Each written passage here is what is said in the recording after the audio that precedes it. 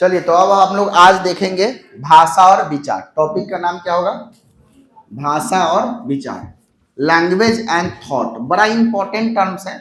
और पता है, भाषा और विचार टॉपिक को अगर आप पढ़िएगा ना तो ये आपको काम देगा हिंदी शिक्षण में भी, क्योंकि ये टॉपिक हिंदी शिक्षण का भी है। हालांकि इसको मनोविज्ञान के रूप में हम इसलिए पढ़ा रहे हैं क्योंकि विचार जो है ना, विचार वाला टॉपिक वो मनोविज्ञान में काम देता है, और भाषा वाला पॉइंट जो वो कहाँ काम देता है, तो वो काम देता है हिंदी शिक्षण में। तो आज का जो टॉपिक है वो है भाषा एवं विचार। क्या है?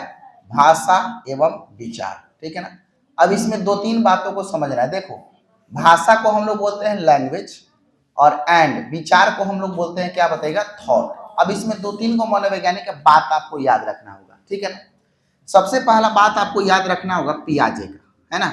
पियाजे साहब का इसमें क्या कहना है समझिएगा। वो है, यहाँ ध्यान दीजिए, यहाँ ध्यान दीजिए। अभी नोट्स पर मत देखिए, खाली इधर देखिए।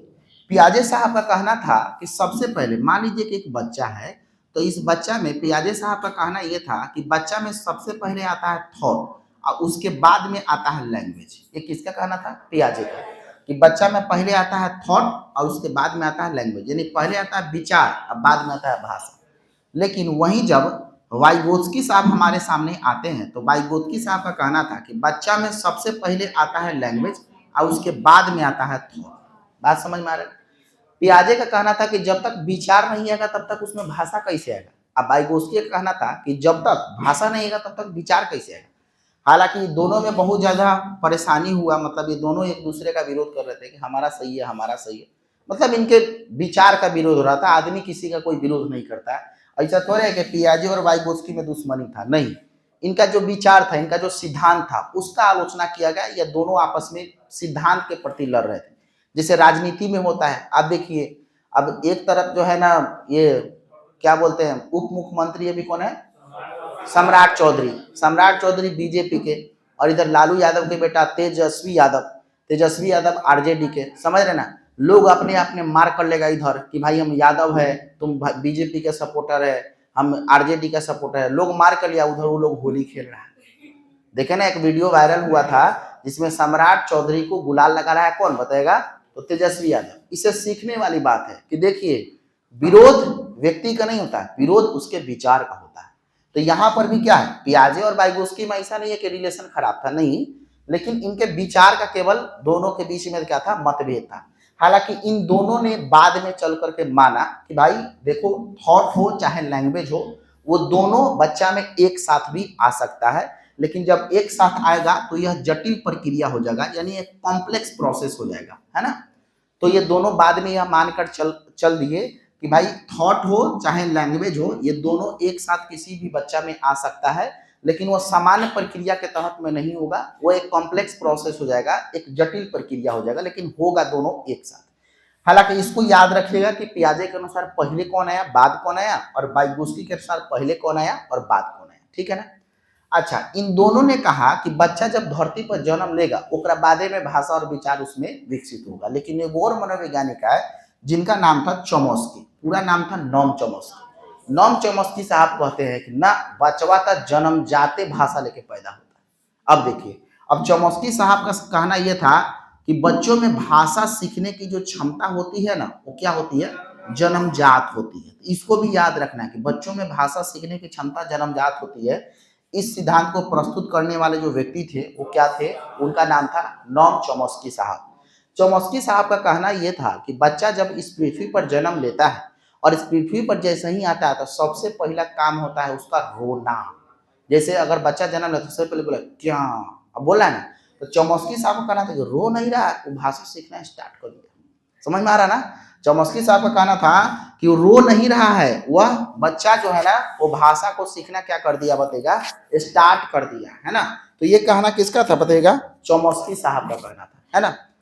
अब देखिए, अगर आपसे पूछेगा कि संज्ञानात्मक विकास का कॉन्सेप्ट किसने दिया, तो पियाजे। सामाजिक और सांस्कृतिक विकास का कॉन्सेप्ट किसने दिया, तो वाइगोत्स्की।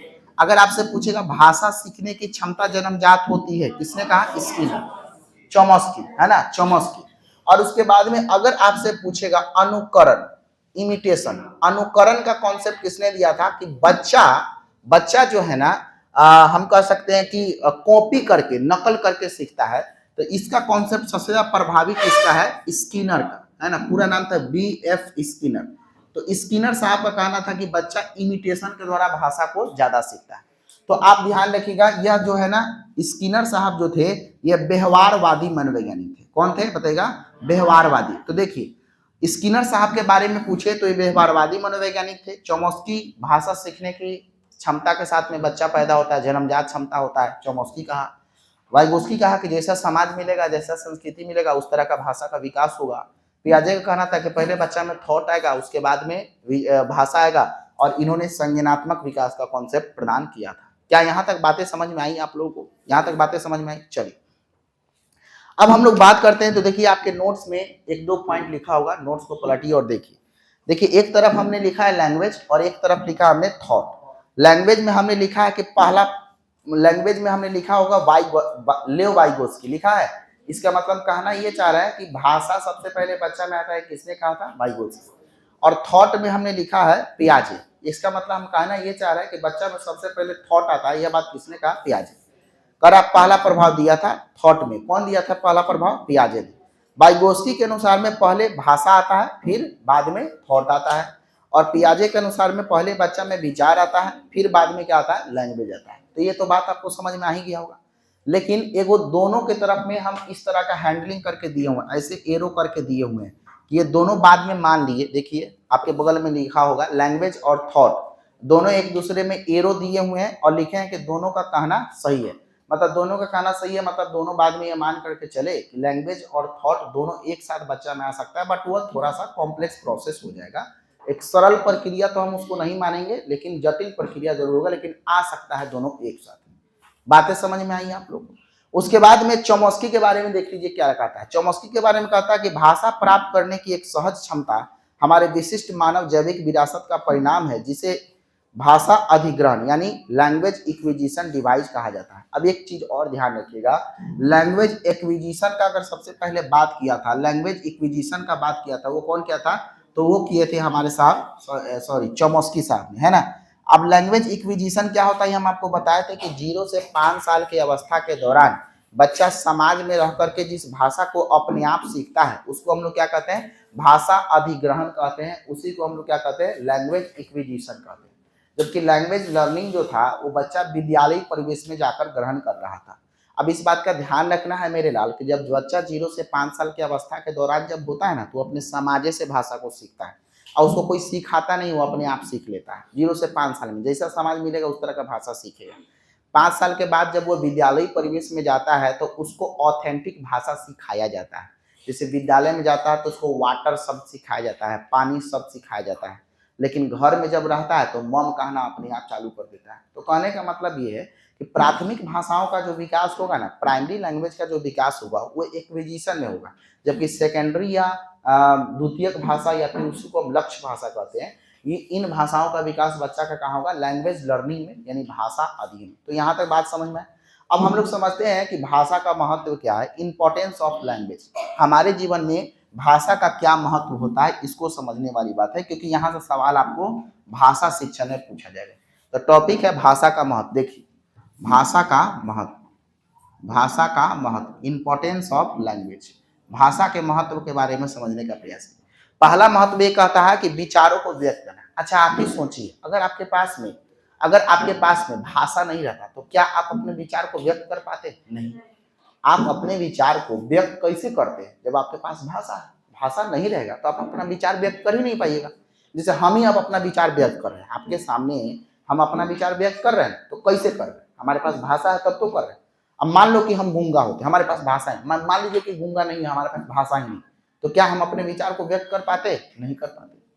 तो विचार को व्यक्त करने का एक माध्यम, मतलब हम कह सकते हैं कि पहला महत्व तो यही हो गया कि कोई भी मनुष्य अपने विचार को व्यक्त अगर कर पाता है तो इसके पीछे सबसे बड़ा हाथ किसका है? भाषा। तो पहला महत्व तो ये हो गया कि विचार को व्यक्त करने में काम देता है। दूसरा महत्व क्या है? अभिव्यक्ति के माध्यम। अभिव्यक्ति का मतलब मन के विचार को प्रकट करना। हम इसको कह सकते हैं मीडियम ऑफ एक्सप्रेशन। एक्सप्रेशन का मतलब समझते हैं? अपने आप को सामने रखना, एक्सप्रेस करना, मतलब जो तुम्हारे मन में बातें हैं उसको अगर कहीं पर आप रख रहे तो वही ना आपका कहलाता है एक्सप्रेशन। तो कहने का मतलब ये हो गया कि अभिव्यक्तिशील। अभिव्यक्तिशील का मतलब अभिव्यक्ति का माध्यम, अभिव्यक्ति का मतलब मन के विचार को आप कहीं पर अगर एक्सप्रेस कर रहे हो तो उसके पीछे किसका हाथ है? भाषा का। तो दूसरा महत्व क्या है कि अभिव्यक्ति का महत्व, यानी कहने का मतलब होगा अभिव्यक्ति का माध्यम एक मीडियम होता है, मतलब भाषा जो है एक माध्यम है आपको अपना विचार किसी और जगह रखने का। तीसरा इंपॉर्टेंस क्या है? तो संचार का माध्यम, मतलब मीडियम ऑफ कम्युनिकेशन। तो सही बात है, कम्युनिकेशन का मतलब क्या होता है? आदान प्रदान करना। कम्युनिकेशन का मतलब क्या होता है? आदान प्रदान। अब आप ही बताइए, एक व्यक्ति यहाँ पर है और ये दूसरा व्यक्ति यहाँ पर है, तो आप अपने विचार को प्रकट कर रहे हैं, ये भी व्यक्ति अपने विचार को प्रकट कर रहा है, तो आप दोनों के बीच में क्या चल रहा है? कम्युनिकेशन चल रहा है। तो ये कम्युनिकेशन संभव कैसे हुआ है? भाषा के द्वारा। अगर आपके पास भाषा नहीं होगा तो क्या हम आदान प्रदान कर पाएंगे? नहीं। आप किराना दुकान पर जाते हैं, कहते हैं भैया 1 केजी चीनी दीजिए, 2 केजी दाल दीजिए, 5 केजी चावल दीजिए, तो बोलता है ठीक है ठीक है ठीक है, फिर निकाल कर सामान लाता है, तो आप बोलते हैं कितना पैसा हुआ? बोलता है 575 रुपया। फिर आप पैसा देते हैं, फिर वो पैसा आपके और दुकानदार के बीच में क्या हो रहा है? कम्युनिकेशन हो रहा है, आदान प्रदान हो रहा है। तो ये आदान प्रदान संभव कैसे हुआ है? बताइए ना। भाषा के द्वारा संभव हुआ। तो एक माध्यम है, कम्युनिकेशन का मीडियम भी माना जाता है, किसको बताइएगा? भाषा। तीसरा इंपॉर्टेंस ये है कि अगर आपके पास भाषा नहीं रहता है तो आप कम्युनिकेट नहीं हो पाते किसी से, है ना।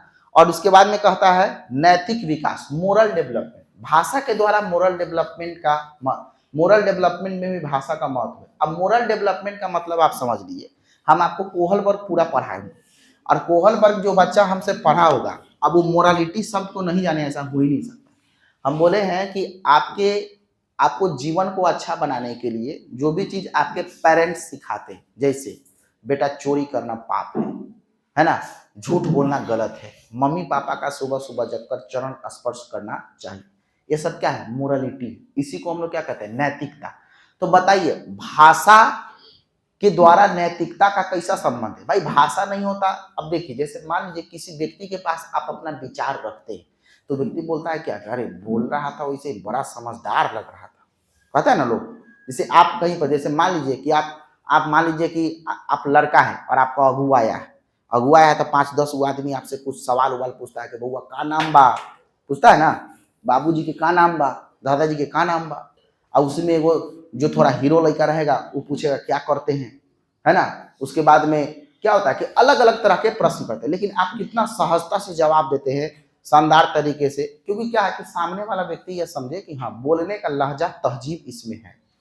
अब जैसे आपसे पूछा कि क्या नाम है, तो नाम से क्या मतलब? ब्याह ना करना है आपको, समझ में आ रहा है?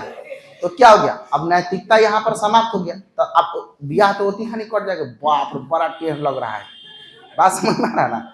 तो कहने का मतलब ये होगा कि नैतिकता का मतलब ये हो गया कि भाषा में नैतिकता का इंपॉर्टेंस क्या है, नैतिकता में भाषा का इंपॉर्टेंस क्या है। भाई अगर हमारे पास भाषा नहीं रहेगा तो हम नैतिक कर रहे हैं कि कुनैतिक कर रहे हैं, ये बात सामने वाले को पता नहीं ना चलेगा।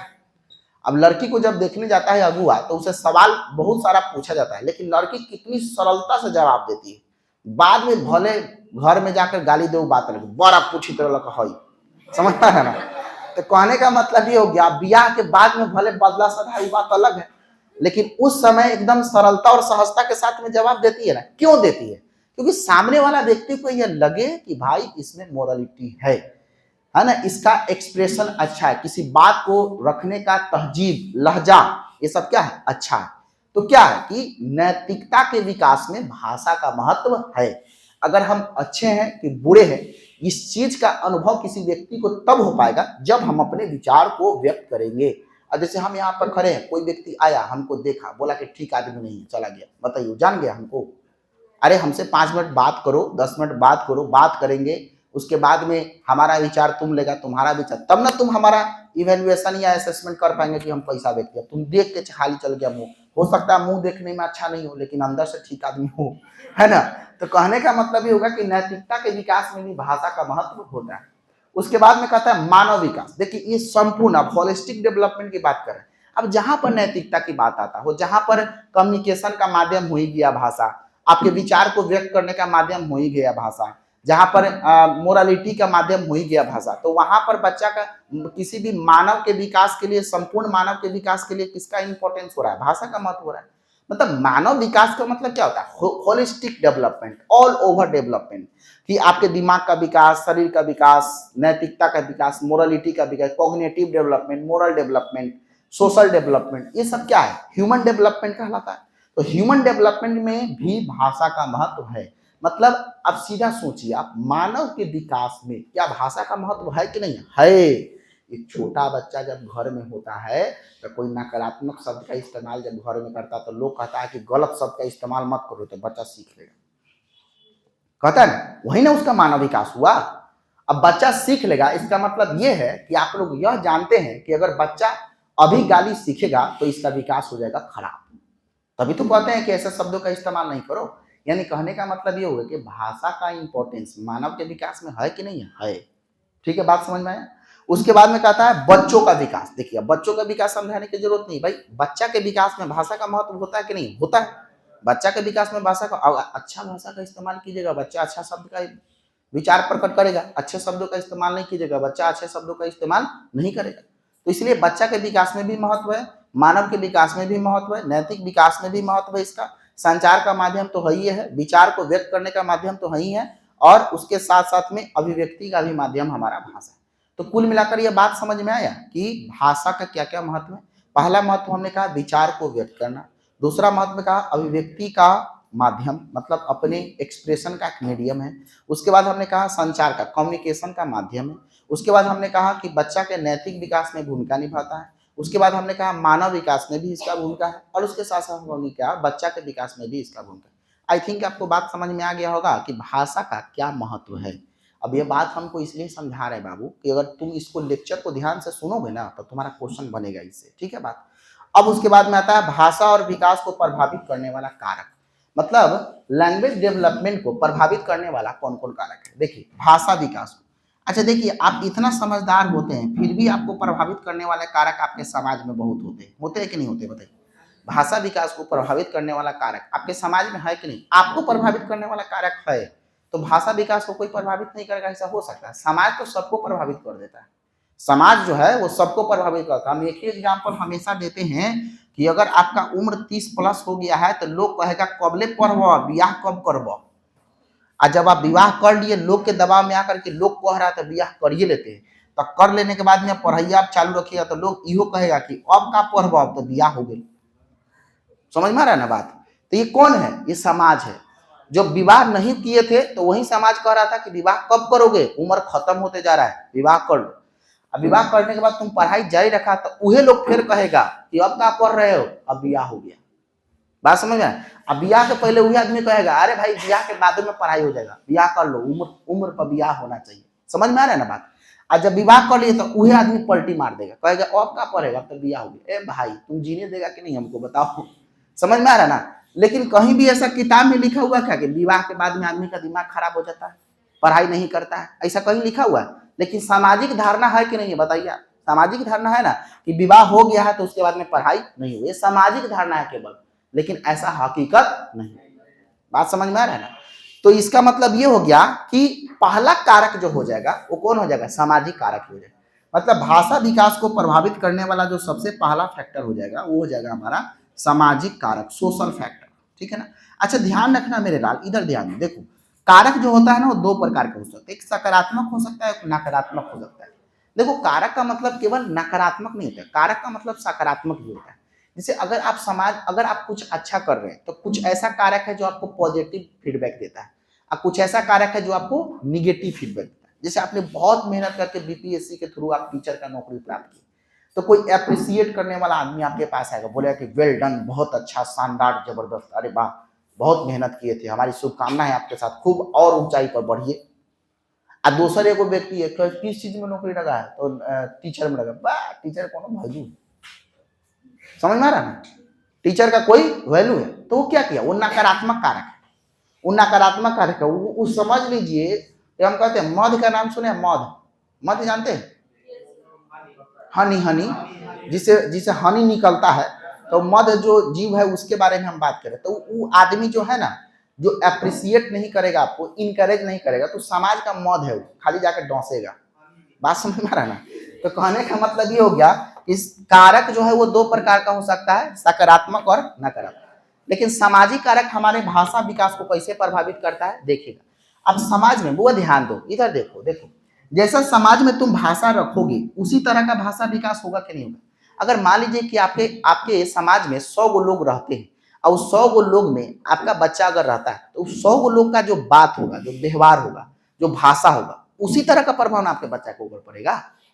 आप घर खरीदने के पहले काहे देखते हैं कि यहाँ पर अगल बगल के लोग कैसा है, शादी करने विवाह करने के पहले काहे देखते हैं कि यहाँ का लोग कैसा है, यहाँ का समाज कैसा है। अधिकांशतः लड़का के शादी में देखा जाता है कि जब लड़का का शादी होता है तो उसका जो पैतृक घर है वहां पर लोग अगुआ जाकर के पता लगाता है कि कैसा आदमी है, अगल बगल में लोग कैसा है। क्यों करता है ऐसा? क्योंकि उसको लगता है कि जैसा समाज होगा उसी तरह का परवरिश तो इसका हुआ होगा, और आने वाले जो उसके बच्चे होंगे, जो लड़का का शादी हो रहा है तो उसका भी परवरिश तो इसी समाज में होगा। अगर समाज ठीक नहीं है तो भाई हटाओ, पैसा किसी काम का नहीं है, समाज बहुत इंपॉर्टेंट रखता है। तो जमीन खरीदते हैं तो हम लोग देखते हैं ना कि अगल बगल में किसका किसका जमीन है, ये डॉक्टर साहब है, मास्टर साहब है, वकील साहब है, सब पढ़ा लिखा आदमी है, तो यहाँ पर जमीन लेना ठीक है, समझ में ना। और उसके बाद में देखो, अगर जहां पर जमीन ले रहे हैं वहां पर अलग टाइप के लोग बसे हुए हैं, जो दलाल है वो, जैसे अब तुम्हारा जमीन अगर दलाल के जमीन के बगल में तो हमेशा डरे, कब एक हाथ घुसा देगा पता नहीं चलेगा। बात समझ में आ रहा है ना। तो कहने का मतलब ये हो गया कि सामाजिक कारक जो होता है वो क्या होता है, सोशल फैक्टर जो होता है वो भाषा को प्रभावित करेगा कि नहीं, लैंग्वेज के डेवलपमेंट को प्रभावित करेगा कि नहीं करेगा। जैसा समाज होगा उसी तरह का भाषा का विकास होगा, यानी सामाजिक कारक भाषा विकास को प्रभावित करता है। जब आपको कर सकता है तो नहीं, और क्या बच्चा के विकास को प्रभावित नहीं करेगा समाज, बिल्कुल करता है, ठीक है ना। अब शाम को बैच पढ़ाते हैं, शाम को 6 बजे तक बैच पढ़ाते हैं, कोई लड़की है और 6:30 में घर जाती है तो उसके घर वाला को कोई दिक्कत नहीं है, वो उसके पापा मम्मी को वो अपने कह देंगे कि हाँ पापा सर थोड़ा लेट से छुट्टी करते हैं इसीलिए थोड़ा लेट से आते हैं, तो मम्मी और पापा दोनों कहेंगे हाँ ठीक है कोई दिक्कत नहीं। लेकिन ज्यादा टेंशन बगल वाला आंटी को 6:30 में कौन पढ़ाई करके आ रही, सही है कि नहीं बताओ। उससे ज्यादा तनाव में कौन है, बगल वाली आंटी है। और रोज जब 6:30 होगा तब वो खिड़की के पास में आ जाएगी, अच्छा अभी आ रही है, एक दिन देखेगी, 2 दिन देखेगी, 3 दिन, अरे सामाजिक, ये 100% सत्य है, ये हम कहीं सुनी बातें नहीं बता रहे। और तीसरा दिन वो टोक भी देगी, कहां से आ रही है, तब कहिएगा ट्यूशन से। ये तीखा नहीं कौन ट्यूशन चलता है, बात समझ में आ रहा ना। अरे दुनिया का ये सच्चाई है। अब तुम्हारे दिमाग में इतना नकारात्मक सेंस बना कि बाप रे पता नहीं आंटी क्या सोच रही है, समझ में आ रहा। अब कल से उस आंटी के फेरा में 6:30 तक हमारा क्लास चला है, तुम 6 बजे निकल कर चले जाओगे, बात समझ में आ रहा। समाज है ना, है वो आंटी समाज का हिस्सा है ना, तुमको प्रभावित किया कि नहीं। तुम इतना बुद्धिमान हो फिर भी उसके चक्कर में पड़कर अपने आप को बर्बाद कर रहे हो, तो वही समाज ना, उसी समाज के बीच में तो बच्चा रह रहा है, तो क्या उसको प्रभावित नहीं करेगा, भाषा को प्रभावित समाज नहीं करेगा, करेगा, समझ में आया। चलो, तो सामाजिक कारक भाषा को प्रभावित करता है, इसमें हमने लिखा कि क्षेत्रीय भाषा, अच्छा लोकल लैंग्वेज का प्रभाव, जैसे आपके समाज का जो लोकलिटी होगा, जो लोकल लैंग्वेज होगा, जैसे बच्चा को सिखा लड़का, लड़का बोलो लड़का, बॉय माने लड़का, बॉय माने लड़का, बोला बॉय माने लड़का, तो लड़का शब्द क्या है, क्षेत्रीय भाषा का प्रभाव, और लड़का क्या है, हमारा ऑथेंटिक हो गया, सेकेंडरी लैंग्वेज हो गया, लक्ष्य भाषा। लेकिन लड़का शब्द क्या है, क्षेत्रीय भाषा का प्रभाव। जैसे हम कहे फिर से, अगेन, तो ये क्या हो गया, ये ओरिजिनल ऑथेंटिक हो गया। जैसे ये कहा फेरू से, तो फेरू से क्या हो गया, क्षेत्रीय भाषा का प्रभाव हो गया, है ना।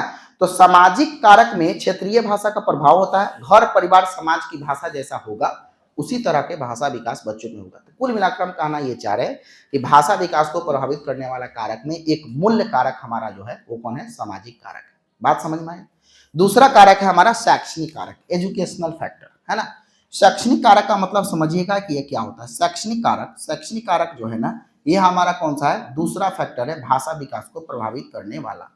अब इसका मतलब सीधा समझिए, बच्चा को जैसा आप शिक्षा दीजिएगा उसी तरह का विकास होगा उसमें, सही है कि नहीं बताइए। जैसा शिक्षा दीजिएगा उसी तरह का विकास उसमें होगा, है ना। जैसा शब्दावली उसको सिखाइएगा उसी तरह का शब्द वो सीखेगा, जिस तरह का किताब का सहारा आप उसको दिलवाइएगा उसी तरह के भाषा का विकास उसमें होगा। जिस तरह के स्कूल में आप उसको भाषा सिखाया जा रहा है, जैसा स्कूल में भाषा सिखाया जाएगा उसी तरह का भाषा का विकास होगा। शैक्षणिक कारक का मतलब ये हो कि जैसा पढ़ाई आप कराएंगे ना, जैसा शिक्षा आप देंगे उसी के अनुसार उसमें भाषा का विकास होगा। यानी शैक्षणिक कारक भी हमको क्या कर रहा है, प्रभावित कर रहा है। अब वो आपके हाथ में कि किस तरह का शिक्षा आपको देना है। आप किस तरह की शिक्षा, जैसे देख लीजिए कि आज के डेट में जैसे भाई भाई में कभी कभी झगड़ा हो जाता है, देखे होंगे आप लोग, है ना।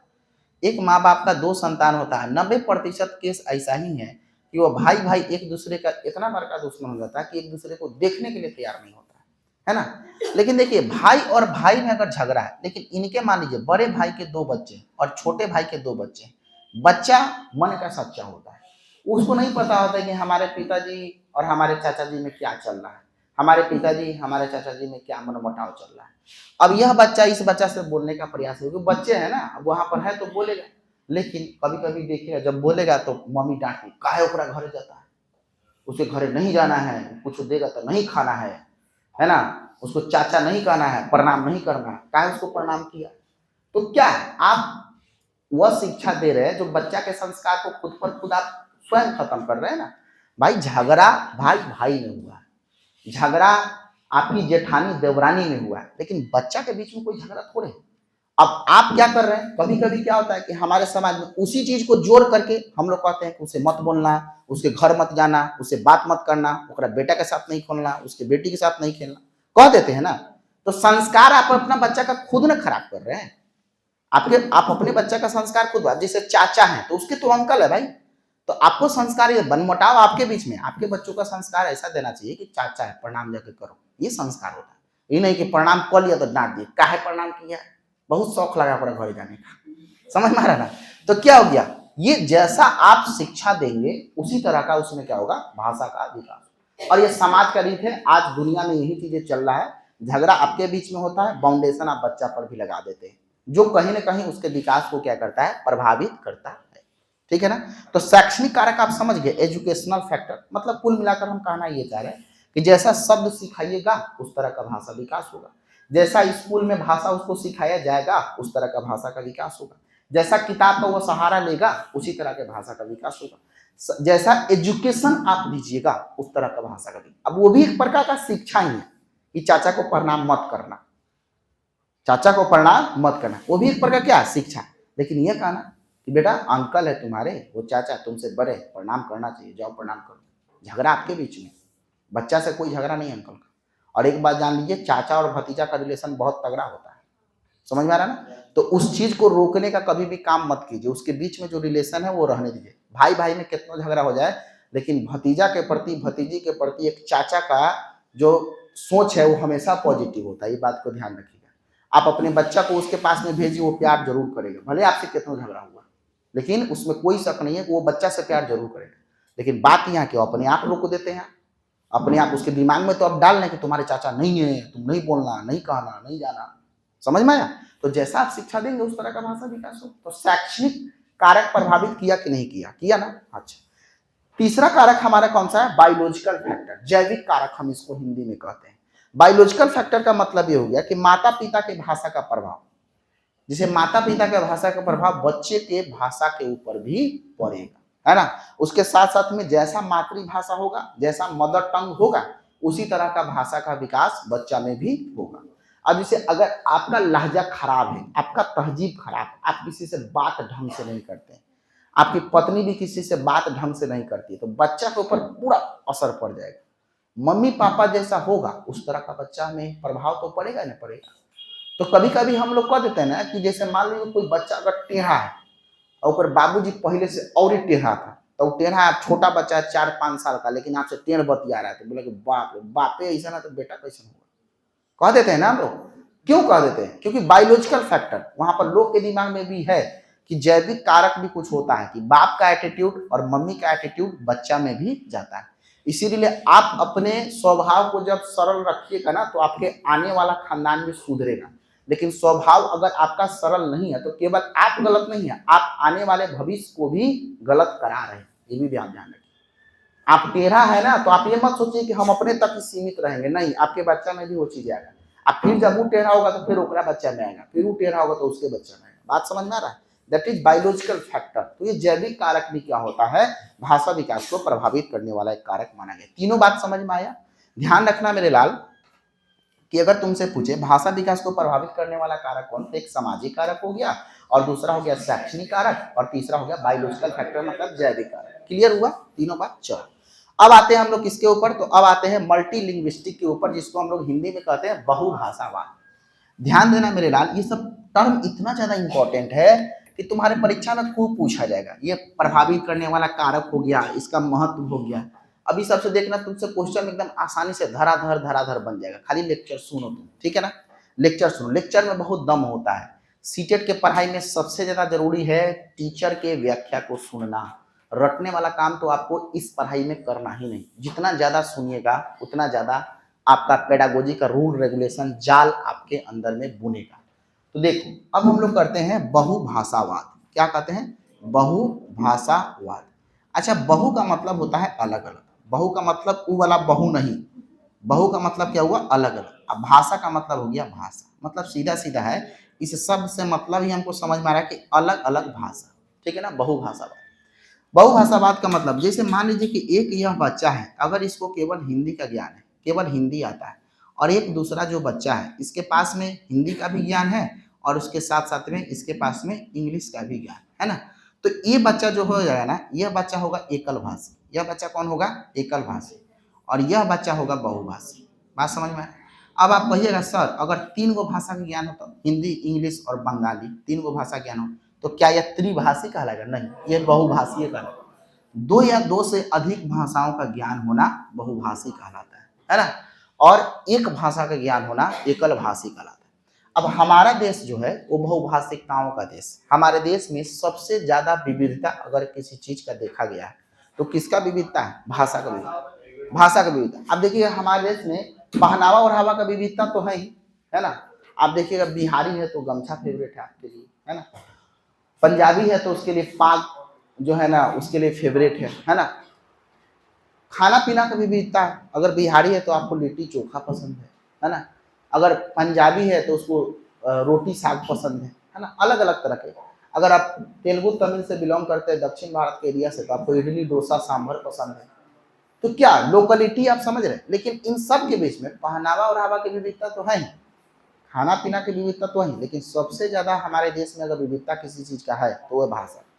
हर 10 किलोमीटर पर चेंज हो जाएगा, हर 10 किलोमीटर पर चेंज होगा, 10 किलोमीटर। बिहार का क्षेत्रीय भाषा बिहारी हो गया, उड़ीसा में जाएगा उड़िया बोलेगा, पंजाब में जाएगा पंजाबी बोलेगा, है ना। बिहार का बात छोड़िए, अपने जिला का बात करें, पूर्वी चंपारण में जितना गांव पड़ता है आप जाकर देख लीजिए, सब गांव का भाषा एक जैसा नहीं, थोड़ा थोड़ा अंतर आपको देखने को मिल जाएगा। तो क्या है कि हमारा देश बहुभाषिकताओं का देश है, हमारा देश बहुसांस्कृतियों का देश है। हमारे देश को सोने की चिड़िया इसलिए नहीं कहा गया क्योंकि हमारे देश में पता है अलग अलग संस्कृति के लोग भी रहते हैं। इसी देश में हिंदू है, मुस्लिम है, सिख है, ईसाई है। इसी देश में अरबी बोलने वाले लोग हैं, उर्दू बोलने वाले लोग हैं, फारसी बोलने वाले लोग हैं, हिंदी बोलने वाले लोग हैं, है कि नहीं है। तो कहने का मतलब ये होगा कि हमारा देश अगर बहुभाषिकताओं का देश है तो अपने देश के बच्चा को बहुभाषी बनाना है कि एकल भाषी बनाना है, बताइए। अब जब हमारा देश बहुभाषिकता वाला देश नहीं है तो भाई देश के बच्चा को भी क्या बनाना है, बहुभाषी बनाना है ना। तो उसी को बोलते हैं मल्टी लिंग्विस्टिक, मतलब ये बच्चा को क्या करना है, अलग अलग भाषाओं का ज्ञान आपको कराना है। जैसे देख लीजिए आप सभी बहुभाषी हैं, आप सभी को हिंदी भाषा का ज्ञान तो होगा ही होगा। उसके बाद अगर आप हिंदू होंगे तो संस्कृत का भी थोड़ा मोड़ा ज्ञान होगा, मुस्लिम होंगे तो उर्दू का ज्ञान होगा, और उसके साथ साथ में कोई इंटरनेशनल लैंग्वेज इंग्लिश का भी ज्ञान होगा। तो हम सभी क्या है, बहुभाषी, है ना। देखिए बहुभाषी हम सभी इसलिए हैं क्योंकि हमको हिंदी का तो ज्ञान है ही है, उसके साथ साथ में हमको या तो उर्दू का ज्ञान है और नहीं तो संस्कृत का ज्ञान है, और उसके साथ साथ में इंटरनेशनल लैंग्वेज के रूप में क्या है, इंग्लिश का ज्ञान है। तो यही ना है त्रिभाषा, इसी को हम लोग बोलते हैं त्रिभाषा, है ना। त्रिभाषा सूत्र आप लोग सुने होंगे, इसका नाम त्रिभाषा सूत्र। त्रिभाषा सूत्र जो है ना 1964 में कोठारी आयोग का जब गठन हुआ था, तो 1964 में कोठारी आयोग के गठन पर अनुशंसा किया गया 1966 में, और 1966 के बाद 1968 में सबसे पहले हमारे पास में त्रिभाषा सूत्र आया, जिसमें कहा गया कि एक भाषा जो है ना अध्यात्म के अनुसार रखिए, जैसे हमने धर्म के अनुसार, जैसे उर्दू है तो भाई मुस्लिम है तो उर्दू, हिंदू है तो संस्कृत। एक भाषा आप राजभाषा के रूप में चयन कीजिए। अब राजभाषा के रूप में वो सारा भाषा आता है जो संविधान के 8वीं अनुसूची में शामिल है। संविधान की 8वीं अनुसूची में टोटल क्या को भाषा है, 22। तो 22 भाषा राजभाषा है। राजभाषा का मतलब ये कि आपके क्षेत्र का जो भाषा है उसमें से एगो भाषा का चुनाव आप कर ली। जैसे उसमें उड़िया भी शामिल है, उसमें पंजाबी भी शामिल है, तो क्या पंजाब के लोग पंजाबी को ले लिया, हम लोग हिंदी भाषी है तो हम लोग हिंदी को ले लिए, है ना। एगो इंटरनेशनल लैंग्वेज के रूप में इंग्लिश का चयन हम लोग किए। तो हम सभी क्या है, त्रिभाषी है, हम सभी क्या है, त्रिभाषी है। और बच्चा को अब त्रिभाषी हमारे मूल भाव से जोड़ा गया, तभी तो हम बनेंगे क्या, बहुभाषी। अब शुरू से हमको हिंदी का ज्ञान दिया गया, हमको संस्कृत का ज्ञान दिया ही गया, हमको इंग्लिश का ज्ञान दिया गया, तो शुरू से हमको त्रिभाषी बनाने का प्रयास किया गया। तो त्रिभाषी बनाने का हमको प्रयास किया गया, तभी तो हम आज की डेट में बहुभाषी है। तो त्रिभाषा सूत्र बहुभाषिकता को क्या करता है, आगे बढ़ाने का काम करता है। आ रहा है, बातें समझ में आ रहा है, ठीक है। अब देखो बहुभाषावाद यानी कि तुम्हारे दिमाग में हम कॉन्सेप्ट क्या डालना चाहते हैं, डालना ये चाहते हैं कि देखो मेरे लाल, अगर तुम ध्यान रखना कि अगर तुम भारत देश के निवासी हो, तो अगर तुम टीचर हो भारत के, तो बच्चा को ध्यान देना है, बहुभाषी बनाना है कि एकल भाषी बनाना है, पहले ये बताओ। बहुभाषी क्यों, क्योंकि हमारा देश बहुभाषिकताओं का देश है। तो कुल मिलाकर बहुभाषावाद का परिभाषा समझ में आया कि दो या दो से अधिक भाषाओं का ज्ञान होना ही बहुभाषावाद का है, ठीक है ना, समझ में आया। अब देखो इसमें क्या है कि दो या दो से अधिक भाषाओं का उपयोग करने की क्षमता बहुभाषावाद है, एक संसाधन के रूप में कार्य करता है। हाँ, बहुभाषावाद कभी कभी रिसोर्सेज के रूप में भी काम कर देता है। अब जैसे मान लीजिए कि यहाँ पर हम बताएं ना, देखो यहाँ पर जैसे एक बच्चा को हिंदी का ज्ञान है और उसको इंग्लिश का भी ज्ञान है, और दूसरा एगो बच्चा है उसको हिंदी का तो ज्ञान है ही है, और उसके साथ साथ में उसको इंग्लिश का ज्ञान नहीं है, उसको बंगाली का ज्ञान है। तो दोनों में कॉमन क्या है, हिंदी है। लेकिन एक चीज है कि इसको बेचारा को बंगाली नहीं आता है और इसको इंग्लिश नहीं आता। अब इस संसाधन के रूप में काम कैसे करेगा, कहेगा पार्टनर हम तुमको इंग्लिश सिखाते हैं, तुम हमको बंगाली सिखाओ। अब देखो ये दोनों बहुभाषी था, तब ने एक दूसरे के लिए संसाधन का काम किया है। संसाधन का मतलब क्या होता है, रिसोर्स। दुनिया का वह छोटा से छोटा या बड़ा से बड़ा वस्तु जो आपके जरूरत को पूरा करता है, उसे हम क्या कहते हैं, संसाधन। तो देखो ना, जैसे मान लो कि राम था, राम को हिंदी और इंग्लिश का ज्ञान था, और श्याम को हिंदी और बंगाली का ज्ञान था। तो एक मतलब ही है कि क्या बोले, श्याम के पास में इंग्लिश का ज्ञान नहीं है और राम के पास में बंगाली का ज्ञान नहीं है। इसका मतलब क्या है कि राम बोलेगा कि हम तुमको इंग्लिश सिखाते हैं, श्याम बोलेगा हम तुमको बंगाली। तो ये दोनों बहुभाषावाद में था, तभी तो एक दूसरे के लिए रिसोर्स का काम किया। यानी कहने का मतलब बहुभाषावाद रिसोर्सेस का भी काम करता है। तो हमने सेकेंड पैराग्राफ यही लिखा है आपके नोट्स में कि एक संसाधन के रूप में कार्य करता है। संसाधन के रूप में कौन काम करता है, तो संसाधन के रूप में हमारा काम करता है कौन, बहुभाषावाद। यहाँ तक बातें समझ में आया, कोई किसी को दिक्कत है तो बोलिए, आराम से चीजों को समझना, पेडागोजी में हड़बड़ाना नहीं चाहिए, समझ में आया। आगे बढ़ते बहुभाषी कक्षा के लाभ। अगर आपका क्लास मल्टीलिंग्विस्टिक हो तो उस क्लास का क्या लाभ होना चाहिए। तो पहला लाभ तो ये होता है कि घर और स्कूल की भाषा के बीच में सहज संक्रमण। मतलब ये है कि अगर आपका क्लास अगर बहुभाषी है, अलग अलग भाषाओं पर अगर आप ध्यान केंद्रित करा रहे हैं, तो सबसे पहला फायदा तो ये होगा कि बच्चा के घर के भाषा में और स्कूल के भाषा में समझने में ज्यादा परेशानी नहीं होगा, क्योंकि आप हिंदी भी पढ़ा रहे हैं और इंग्लिश भी पढ़ा रहे हैं। स्कूल में इंग्लिश भी समझ रहा है, घर पर वो हिंदी भी समझ रहा है। पहला फायदा तो ये होगा। दूसरा फायदा क्या होगा, बच्चों को खुद पर विश्वास करने के लिए प्रोत्साहित करता है। अब देखिए, मान लीजिए कि अगर आपका नाम चिंकू है, एक चिंकू नाम का लड़का है और एक मिंकू नाम का लड़का है, तो चिंकू को केवल आता है हिंदी। केवल क्या आता है, हिंदी। चिंकू को केवल आता है हिंदी और मिंकू को हिंदी के साथ साथ में इंग्लिश भी आता है। अब बताइए आप ही, सेल्फ कॉन्फिडेंस ज्यादा चिंकू में रहेगा कि मिंकू में रहेगा, बताइए। मिंकू में रहेगा। क्यों भाई, क्योंकि इसको अलग अलग भाषाओं का ज्ञान है। ये तो केवल हिंदी जहां आदमी बोल रहा है वहीं पर एडजस्ट कर पाएगा, लेकिन भाई साहब मिंकू जो है हिंदी बोलने वाला के साथ भी एडजस्ट कर लेगा और इंग्लिश बोलने वाला के साथ भी एडजस्ट कर लेगा। तो आप ही बताइए, आत्मविश्वास ज्यादा किसमें विकसित होगा, चिंकू में कि मिंकू में? मिंकू में। क्यों? ये बहुभाषावाद का कमाल है। कहा गया है कि बच्चा को अगर बहुभाषी बनाइएगा ना तो उसमें आत्मविश्वास भी ज्यादा पैदा होता है। तो ये बात सही है, हमने यहाँ पर बता करके आपको बताया भी। तो यहाँ पर यह भी कह रहा है कि बच्चा को खुद पर विश्वास करने के लिए क्या करता है, प्रोत्साहित करता है, इनकरेज करता है। मतलब सेल्फ कॉन्फिडेंट होने के लिए क्या कर रहा है, इनकरेज। प्रोत्साहन का मतलब होता है इनकरेजमेंट, है ना। उसके बाद में कहता है कि अधिक लचीलापन प्रदर्शित करता है। मतलब बच्चा खूब फ्लेक्सिबल हो जाएगा, और बच्चा को फ्लेक्सिबल बनाना भी पता है क्या। अब बताइए, ज्यादा कंफर्टेबल हिंदी वाला होगा या हिंदी इंग्लिश दोनों वाला होगा? ज्यादा कंफर्टेबल हिंदी इंग्लिश दोनों वाला होगा। तो भाई हिंदी में कहीं कोई चीज दिया वो भी पढ़ लेगा, इंग्लिश में दिया वो भी पढ़ लेगा। तो फ्लेक्सिबल मिंकू हुआ कि चिंकू हुआ? फ्लेक्सिबल तो मिंकू हुआ ना, कि किसी भी परिस्थिति में अपने आप को फटाक से वह अरे इंग्लिश, अरे क्या हो गया भाई, पढ़ के बताते हैं। आइए कि बाप रे बा इंग्लिश है ना, होगा समझ में आ रहा ना। तो क्या हुआ कि फ्लेक्सिबल ज्यादा कौन होगा, मिंकू होगा, चिंकू ज्यादा फ्लेक्सिबल नहीं हो पाएगा। क्यों, इसके पीछे रीजन ये है क्योंकि मिंकू को बहुभाषावाद का ज्ञान है, जबकि चिंकू को बहुभाषा ज्ञान नहीं है, वो एकल भाषी। आया बात समझ में। हाँ, उसके बाद में कहता है हर बच्चा सुरक्षित और स्वीकृत महसूस करेगा। हाँ, अगर बच्चा को हम बहुभाषी बनाएंगे ना तो बच्चा अपने आप को रजिस्टर्ड महसूस करेगा कि हमको ये भी आता है, वो भी आता है, वो भी आता है ना। और उसके साथ में सुरक्षित, मतलब वो फंसेगा नहीं, मतलब फंसने का चांस है, सुरक्षित। अब यहीं पर देखो ना, चिंकुआ की खाली हिंदी आता है, मिंकुआ को हिंदी इंग्लिश दोनों आता है। हेकर फंसने का चांस है, लेकिन हेकर फंसने का चांस नहीं। तो क्या होगा, सुरक्षा, सुरक्षित हो जाएगा कि हिंदी बोले तो चाहे इंग्लिश बोले तो, हमको तो दोनों आता है। तो ज्यादा सुरक्षित कौन है, चिंकुआ के मिंकुआ, मिंकुआ। तो ये कहानी हो गया बहुभाषावाद का। अब देखो, इतना जब तुमको हम विचार दिए तो तुम्हारे मन में एक बात आ रहा होगा, सर जी इसका सवाल कैसे पूछेगा। तो इतना टॉपिक पढ़ाने के बाद हम कुछ सवाल दिए जो आपके प्रीवियस ईयर में पूछा गया। देखो क्वेश्चन को, अब देखो तुमसे बनेगा सवाल। पहला सवाल देखो, फर्स्ट क्वेश्चन देखिए क्या कहता है।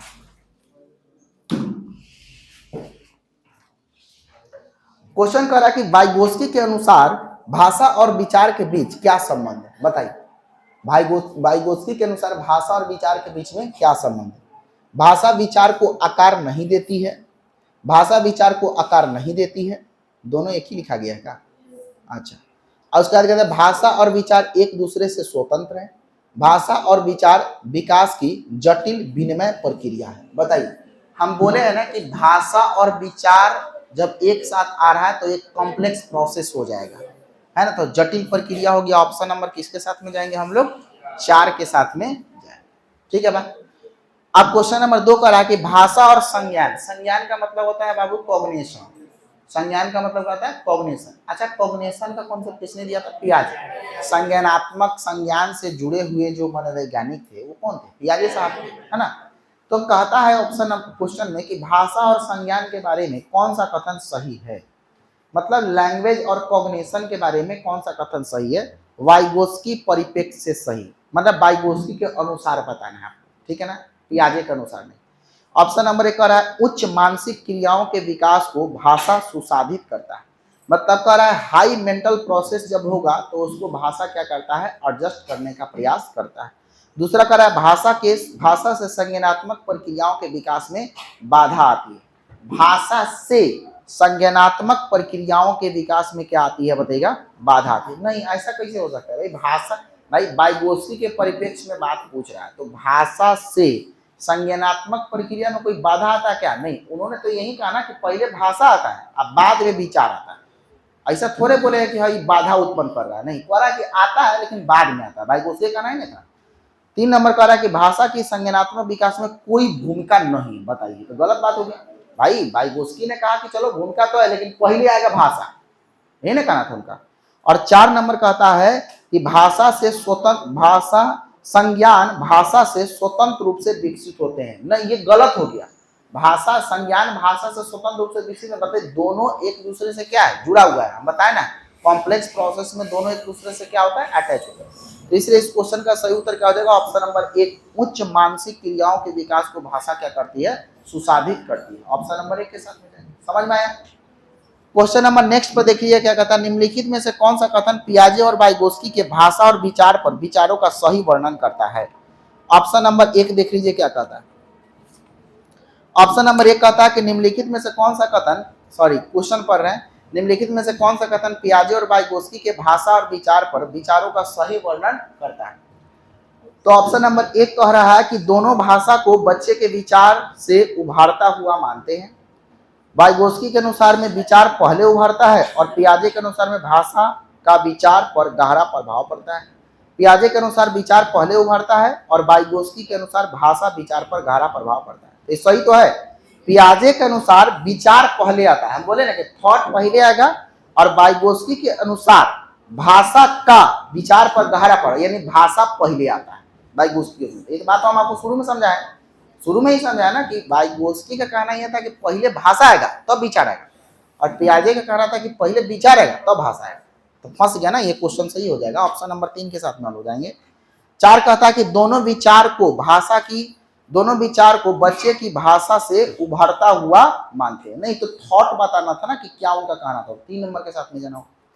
4 नंबर कहता है भाषा सबसे अच्छी तरह से सीखी जाती है कब?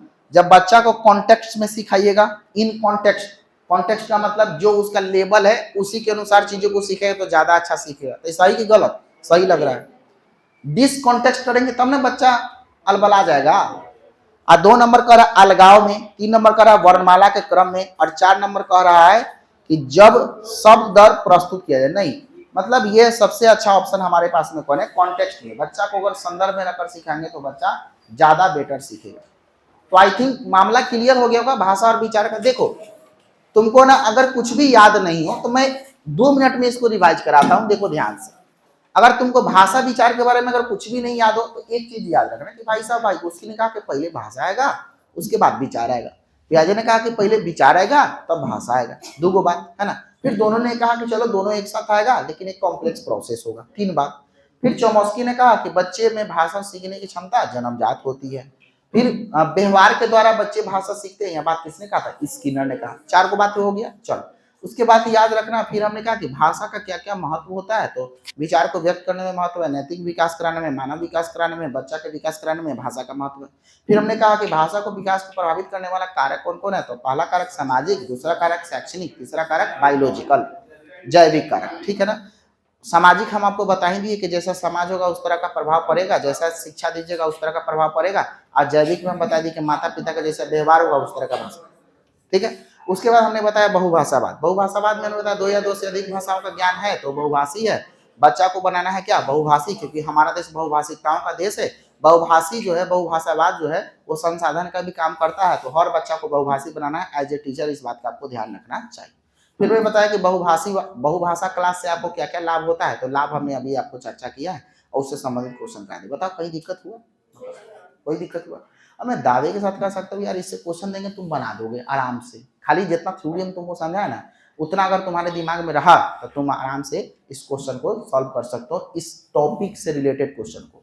और आज क्लास जब खत्म हो जाएगा तो इस टॉपिक से रिलेटेड क्वेश्चन हम आपको ग्रुप में डालेंगे, उसको सॉल्व कीजिएगा और देखिएगा कि हम जो विचार बताए हैं उस पर वो क्वेश्चन टकरा रहा है कि नहीं। ठीक है ना। 100% टकराएगा, ऐसा सवाल नहीं है। चलिए नेक्स्ट चैप्टर में